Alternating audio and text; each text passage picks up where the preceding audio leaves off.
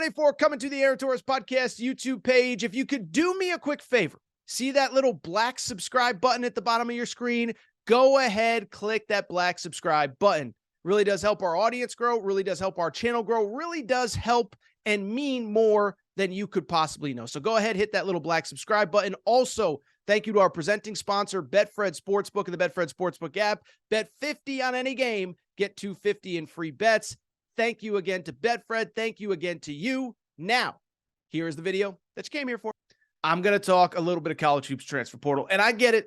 We've been talking about this thing since the middle of March when the transfer portal opened, but it is finally starting to come down the home stretch here for one simple reason. We're running out of bodies and names and schools and spots, right? And the last big wave does feel like it happened late last week because, as I told you, there was about 3-4 guys in the portal that were also testing the NBA draft waters that, if they decide to come back to college basketball, would be very coveted.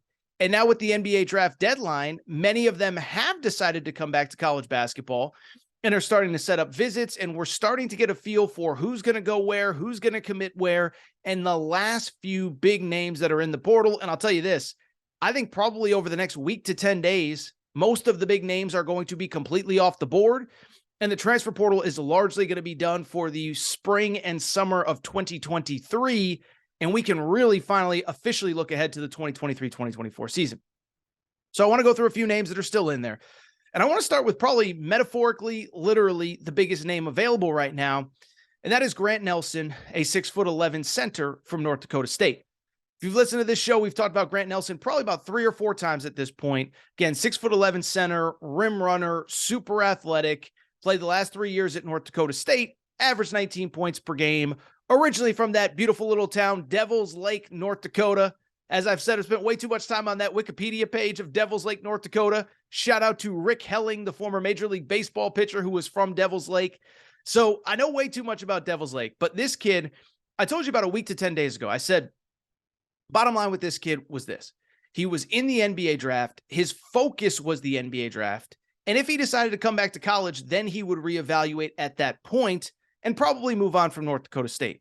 Well, he officially withdrew from the NBA draft a few days ago, had put his name into the portal before the undergraduate deadline in mid-May. And now we're starting to get some understanding of where he is going to visit and where he could ultimately commit. According to Joe Tipton and the crew from On3, he has 3 visits set up for this week. He will go to Baylor on Tuesday, Alabama on Wednesday, Arkansas on Thursday and Friday. And I'll tell you, I think those are 3 different schools that offer 3 different opportunities. And I could really honestly see him ending up at any of the 3. Now, in terms of just raw, like playing time, opportunity, whatever, I think Baylor and Alabama are kind of 1 and 1A in that category. You look at Baylor, their backcourt is largely set. Jacoby Walter, 5-star guard, is coming in. Miro Little, 4-star-ish international player, is coming in. Added a couple nice pieces from the portal. Most recently, Ray J. Dennis, a transfer from Toledo. At the same time, though, their front court is really thin. Now, Jalen Bridges is a 4. He's not really a 5. Grant Nelson could step in at Baylor right away and take on a pretty big role right away for a really good team. He would kind of be that final missing piece. Alabama's kind of that sweet spot as well, because as we talked about a lot with Alabama, I think there's 2 factors at play with Alabama. One, the style play is great, right? Up and down, spacing, shooting, whatever. Grant Nelson, obviously, to get to the next level, is going to have to prove that not only can he handle the ball, but that he can defend at an elite level, and that most importantly, he can stretch the floor and hit threes. Well, he's going to have the opportunity in Alabama where everybody is expected to attempt and make threes in Nate Oates' system. And so it's interesting to see what that could potentially look like, because remember, Alabama's front court was decimated at the NBA draft deadline when Charles Bediako, the starting center, that really nobody thought was going to be leaving college basketball this year, decides to leave. And so like Baylor, Alabama has a pressing need in the front court, and that's a spot for Grant Nelson where I believe he could go in, plug and play, start, contribute, potentially put up big numbers, and be out in a year.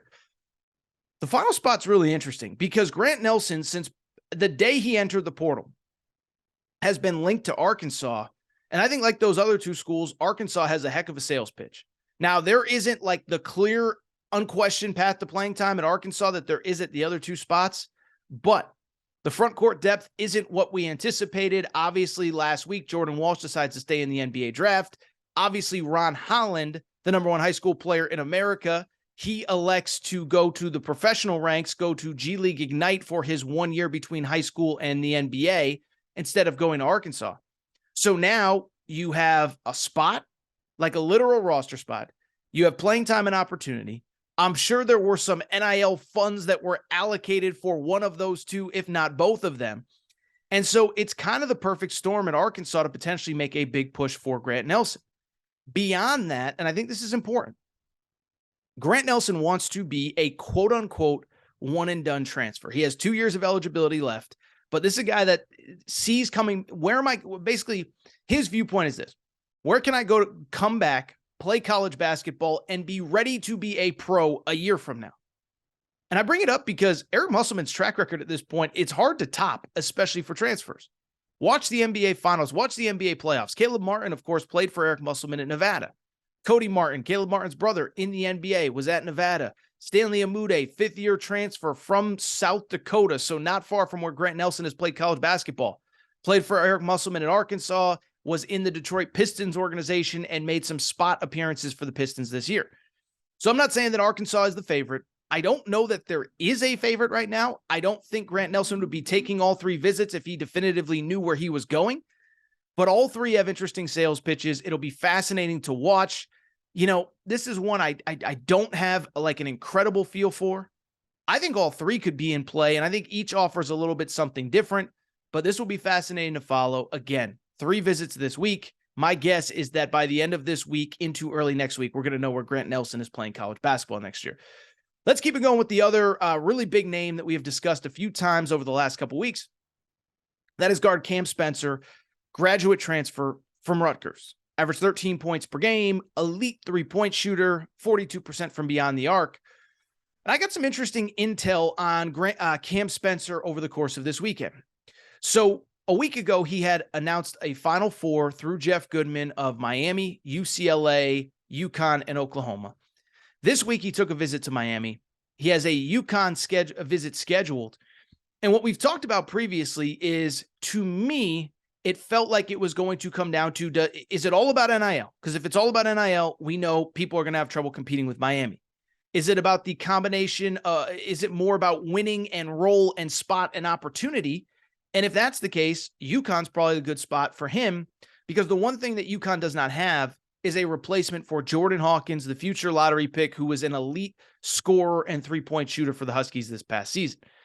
And so I bring it up because while the other 2 schools are in the mix, Oklahoma and UCLA, this to me, I've been told, not just I feel, it's not a gut. My hunch is, and I've been told, that this is really a Miami-UConn situation. I don't think Oklahoma feels great about where they stand.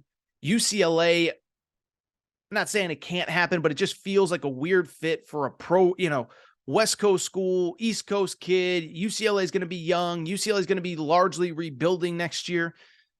And so this to me comes down to Miami and UConn. And the one thing I would say, I was told this by somebody close to Cam Spencer over the weekend.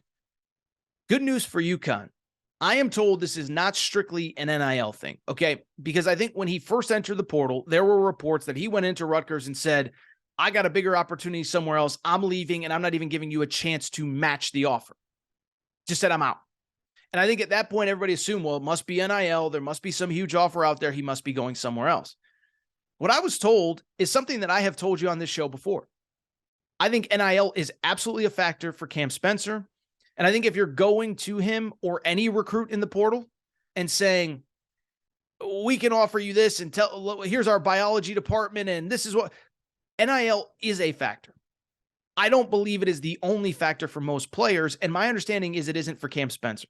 It is the holistic thing of what's my role going to be? What are my opportunities going to be? Can I win? How will I be coached? Can you help me maybe get to the next level as an NBA player?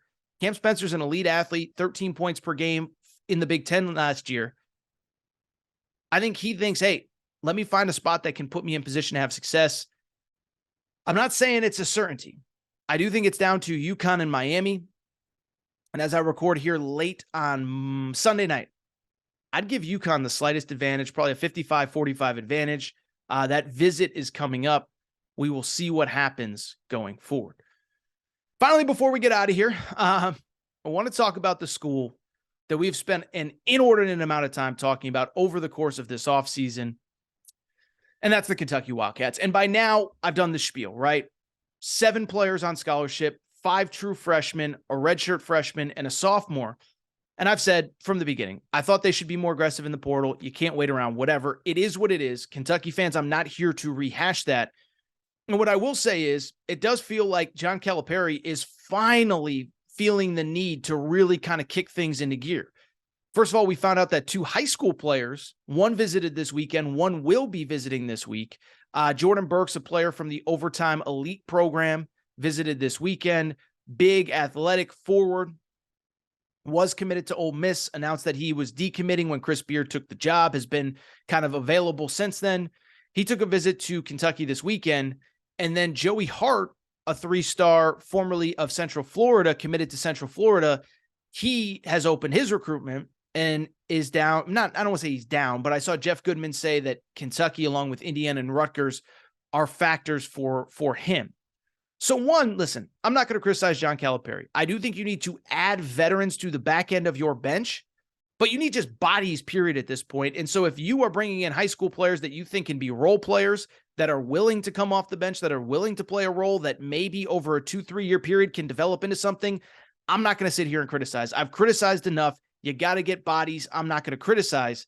But at the same time, I do think you need to continue to be aggressive in the portal, because I don't think you can roll out, even if you get commitments from these 2 kids, and I'm not saying that commitments are imminent, but even if you get commitments from these 2 kids, I do still think you need some veterans. Like you can't go into next season with 9 scholarship players, including 7 true freshmen, a redshirt freshman, and a sophomore. You just can't do it. I don't care how good the freshmen are.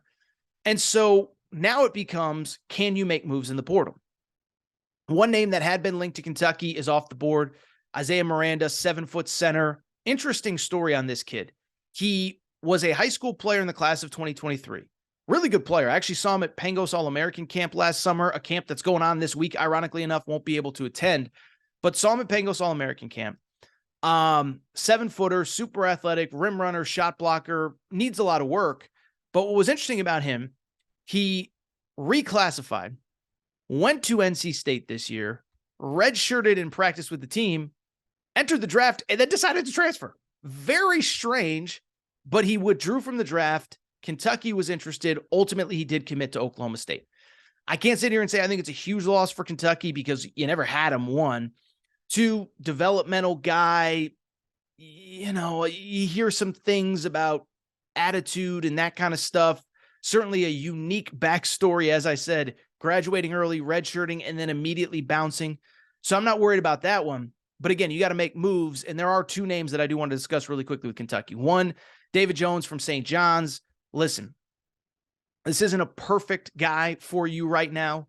But again, you need bodies, you need experience, and it wouldn't be the worst thing in the world if you got him. Now, a couple interesting things with David Jones. 1, don't know that Kentucky's the leader for him. It's worth mentioning, by the way, David Jones, 14 points per game, 7 rebounds per game at St. John's. But a couple things stand out. 1, don't know that they're a leader. Another player that I think they probably kind of tried to slow roll and, oh, we can come back to you and we'll talk and we'll circle back. Well, now it's June and you got to make a move. Memphis is supposedly in the mix there. And so it's kind of a Memphis-Kentucky battle with maybe Memphis having the slight lead. But beyond that, a couple things stand out that worry me a little bit, but I can't worry that much because you just need bodies if you're Kentucky.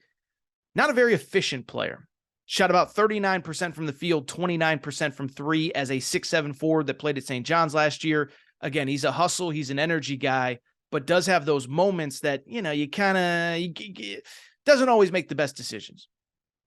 The last thing I would say, this isn't a criticism of him necessarily, but why you're recruiting veterans at this point, you want locker room guys, right? And I'm not saying David Jones is a good kid or a bad kid or this or that. What I would say about him, though, is that he hasn't done much winning in college. Started his career at DePaul, played well there, but the team didn't win. Then goes to St. John's, team doesn't win. And so I guess my thing is, if you're going for older players, locker room guys, is he going to be the guy that rallies the troops and gets everybody in line after a bad half or at halftime or in the final minute of a game in the huddle? Just something to think about. We'll see what happens with him. And finally, with Kentucky, I'll just say this. Got to get Arthur Kaluma. Like, at this, you got to get Arthur Kaluma. There's nothing else for me to say. Nothing else for me to add.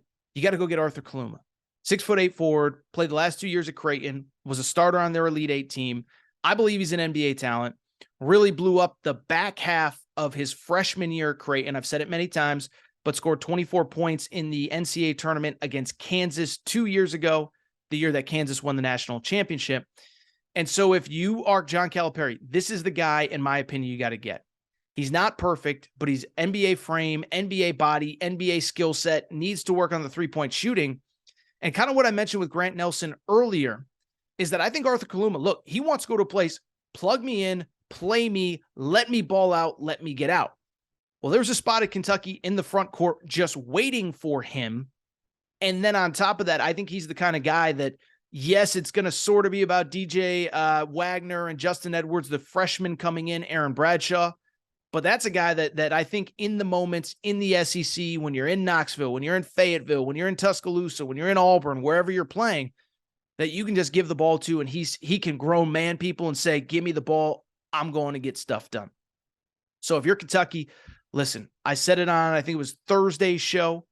I saw my buddy David Sisk from Rivals.com say, if Kentucky misses on some other guys, missed on their draft deadline guys, but they get Arthur Kaluma, I saw David say that he would consider this offseason a success, and I would consider it a success as well.